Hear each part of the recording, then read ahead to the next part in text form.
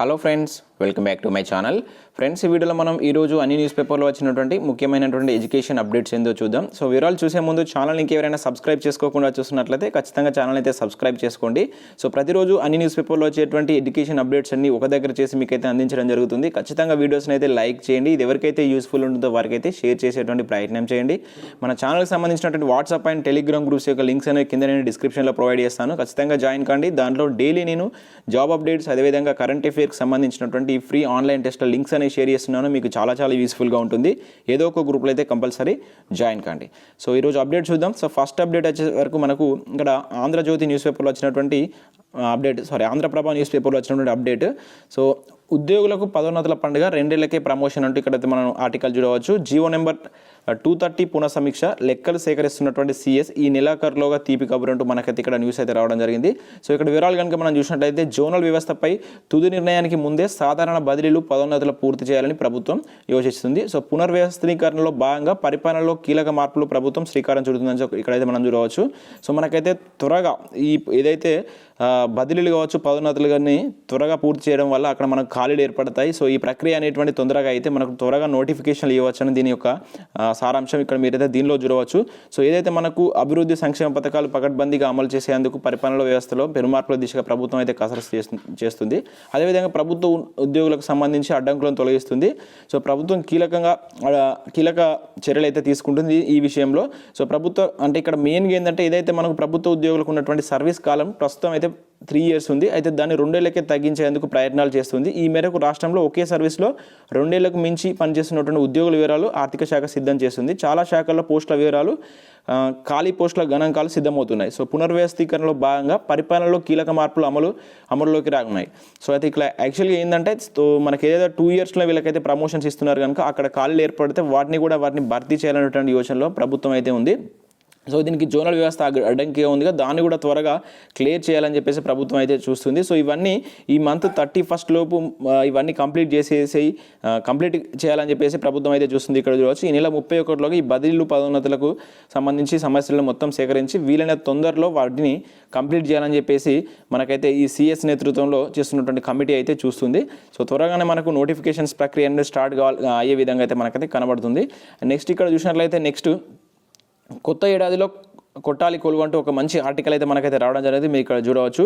So దీనిలో మనకు రాబోయేటువంటి నోటిఫికేషన్లకు ఏ విధంగా ప్రిపేర్ కావాలి, సో మనకు పరీక్షల్లో ఉండేటువంటి అంటే సాధారణంగా మనం ఎగ్జామ్స్ రాస్తాం, వాటికి ఈ మన కాంపిటేటివ్ ఎగ్జామ్కి తేడా ఏంటి, అదేవిధంగా సిలబస్ ఏ విధంగా ఉంటుంది, మీరు ఏ విధంగా చదవాలి అంటూ ఒక మంచి న్యూస్ అయితే మనకి ఇక్కడ కొడాలి భవానీ శంకర్ గారు అయితే ఇవ్వడం జరిగింది. సో ఒకసారి ఖచ్చితంగా చదవండి, చాలా యూస్ఫుల్ ఇన్ఫర్మేషన్. అండ్ నెక్స్ట్ కనుక చూసినట్లయితే అంగన్వాడీ ఖాళీల భర్తీకి సన్నాహాలంటూ మనకు న్యూస్ చూడవచ్చు. ఇది కరీంనగర్ డిస్టిక్ సంబంధించినట్టు ఉమ్మడి కరీంనగర్ డిస్టిక్ సంబంధించినటువంటి న్యూస్. 2 ఏళ్ల తర్వాత నియామకాలంటూ మనకు న్యూస్ చూడవచ్చు. జిల్లాలో అంగన్వాడీ ఖాళీల భర్తీకి అధికారులు కసరత్తు తుది దశకు వచ్చినట్లు ఇక్కడ సమాచారం అయితే తెలుస్తుంది మనకు. సో అంటే వివిధ దశల్లో ఉన్నటువంటి వాటిని ఖాళీలను సేకరిస్తున్నారు. సో తొందరలో మనకి ఇక్కడ నోటిఫికేషన్ అంటే వెలువడేటువంటి ఛాన్స్ ఉందని చెప్పేసి ఇక్కడ వీళ్ళైతే చెప్తున్నారు. సో ఇక్కడ దానిలో ఉన్నటువంటి భర్తీ చేసేటువంటి ఖాళీల వివరాలు అయితే ఇక్కడ ఇవ్వడం జరిగింది. సో టోటల్గా గంగాధర, హుజరాబాద్, కరీంనగర్ రూరల్, అర్బన్కి సంబంధించి మనకి ఇక్కడ టోటల్గా ఒక మెయిన్ అంగన్వాడీ టీచర్లు వచ్చేసి 21, సహాయకులు వచ్చేసి 50 అండ్ మినీ అంగన్వాడీ టీచర్లు వచ్చేసి 5 అయితే ఉండడం జరిగింది. సో ఆ నియామకానికి సంబంధించిన అర్హతలు కూడా ఇక్కడ ఇవ్వడం జరిగింది. సో అనుమతి రాగానే వాటికి సంబంధించి నోటిఫికేషన్ జారీ చేస్తామని చెప్పేసి అయితే మనకు జిల్లా సంక్షేమ అధికారి అయితే చెప్పడం జరిగింది. సో పూర్తి వివరాలకు దీన్ని అయితే డౌన్లోడ్ చేసుకొని చదవండి. సో వివిధ డిస్ట్రిక్ట్స్లో కూడా మనకైతే అంగన్వాడీ నోటిఫికేషన్లు ఈ మధ్యలో వచ్చేటువంటి ఛాన్స్ అయితే ఉంది.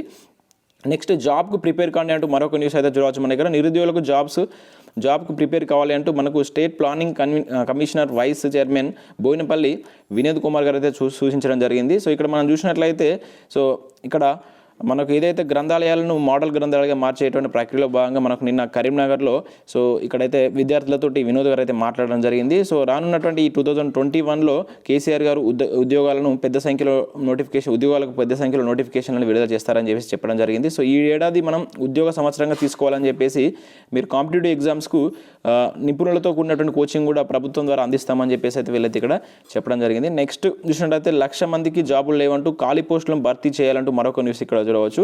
మాజీ ఎమ్మెల్సీ చుక్కా రామయ్య రైతు నిరుద్యోగ సమీక్షలతో దీక్షను ప్రారంభించాలని కోదండరామ్ అంటూ మరొక న్యూస్ ఇక్కడ మీరైతే చూడవచ్చు. నెక్స్ట్ నేటి నుంచి పదోన్నతుల ప్రక్రియ అంటూ మరొక న్యూస్.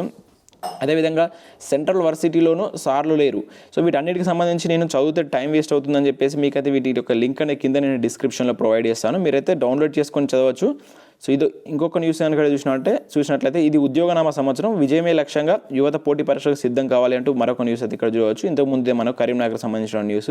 సో రాష్ట్ర సర్కార్ రాబోయే రోజుల్లో 1,00,000 ఉద్యోగాలను భర్తీ చేసేందుకు యువత ఉద్యోగాలు చేరుందని చెప్పేసి ఇక్కడ చెప్తున్నారు. యువత ఉద్యోగాల సాధన లక్ష్యంగా పోటీపడి సిద్ధం కావాలంటూ మనకైతే ఇక్కడ ఒక న్యూస్ అయితే రావడం జరిగింది. సో వీటన్నిటికి సంబంధించిన లింక్ అనేది కింద నేను డిస్క్రిప్షన్లో ఇస్తాను. ఇంకా చాలా అప్డేట్స్ ఉన్నాయి, ఒకసారి మీరైతే డౌన్లోడ్ చేసుకొని చదవండి. సో చాలా యూస్ఫుల్ ఇన్ఫర్మేషన్ అయితే మనకైతే ఈరోజు రావడం జరిగింది. సో ఇది ఫ్రెండ్స్ ఈ వీడియోలో మనం చూడడం జరిగింది. సో వీడియో నచ్చినట్లయితే లైక్ చేసి మీ ఫ్రెండ్స్ అండ్ ఫ్యామిలీకి అయితే షేర్ చేయండి. Thank you.